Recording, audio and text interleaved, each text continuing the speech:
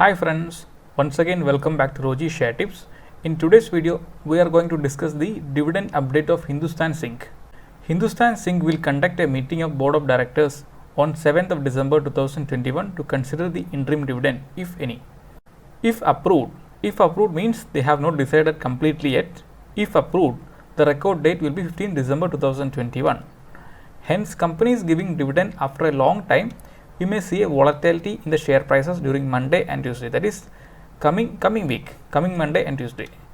If Tuesday's meeting approved a huge dividend as per the previous history of Hindustan Zinc, then the share price may rally from the current market price of 330 to 350, 400 levels possibly.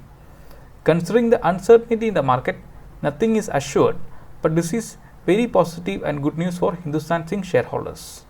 If you look at the notice issued by the company, you can see here that Board of Directors of the company will be held on Tuesday, December 7 to consider and approve the interim dividend of equity shares, if any, for financial year 2021. And you can also see that the record date for eligibility of interim dividend, if any, so declared, will be December 15, 2021.